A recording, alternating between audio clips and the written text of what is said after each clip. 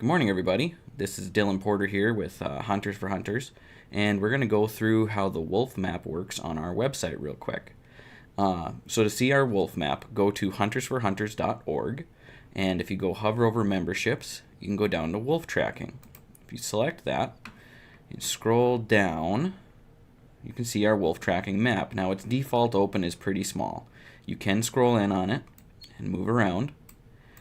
And the purpose of this map is not to count wolves. The purpose of this map, which is fueled by our Wolf Watch Facebook page, is to show the range and expansion of wolves in Minnesota and the surrounding areas. We even had a report in Iowa and a couple over in Wisconsin. We just want to show where they're active, how much they're moving, where they're around. But once you're on the map, if you look on the left-hand side, right up here, you can see this little icon here. If you click that, you can now sort by month. So if you want to see just February, you can remove April, March, and January. These are the wolf sightings we had in February that were reported on our Wolf Watch Facebook page. Now, I guarantee this is not all the wolf sightings that took place in February. This is just what was reported on our Wolf Watch Facebook page. January had quite a few. March and April have quite a few as well. But the way Google Maps works with this is if there's 6 people that report, say, in Grand Rapids, it'll just put a dot. If they say, oh, it's 4 miles west of Grand Rapids, I don't really have that option to put that into the map system. So it'll put 1 dot in Grand Rapids and show one thing. In this particular situation, there's 6 wolves in 1 photo. But there was probably 15, 20 that have been reported in Grand Rapids, but I only get 1 pin on the map. So what I need you guys to do when you make a report, and I'll show you how to do that too. When you make a report, please put the nearest township. That's going to be, or address if you want to be really specific, but township works really good. The more specific we can be, the better.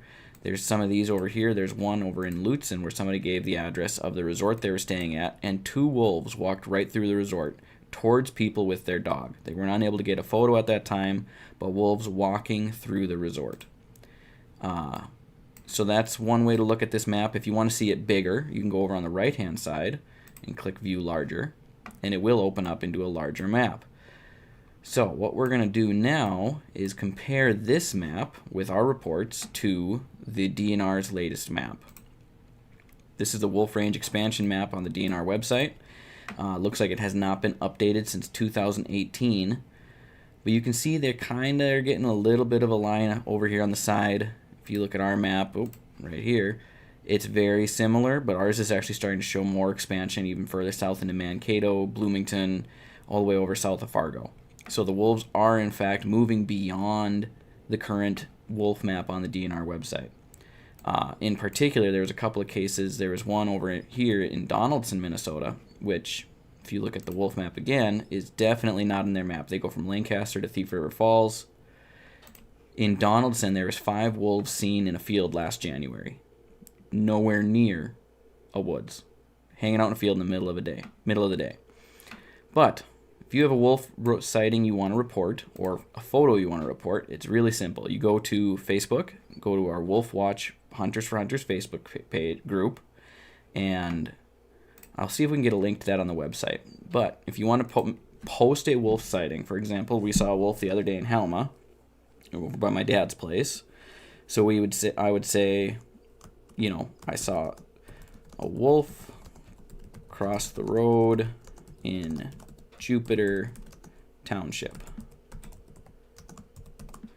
Minnesota. And then you can put the date and time, any other information you'd want to put on there, and I'll refine this post a little bit better. I don't have a picture. The wolf was moving too fast to get my phone up in time and ended up in the woods. But this is the real quick way on how to use this map. And while I got you here, one more thing I'd like to remember, and we've said this a lot these last couple of weeks, there's a very important election coming up. Maybe one of the most important elections of our lifetime, and people say that every year. But we need to vote. Everybody needs to vote. Voting is the best way to use your voice. So I would love it if everybody that watches this video gets out and votes. Vote how you see fit. If you want to vote to have more control over the wolves in Minnesota, then vote accordingly. We've sent out a couple of emails. There's a few posts on our page. pointing out who supports and does not support wolves in Minnesota, or wolf hunting versus a ban on wolf hunting, which was on the Senate files last year.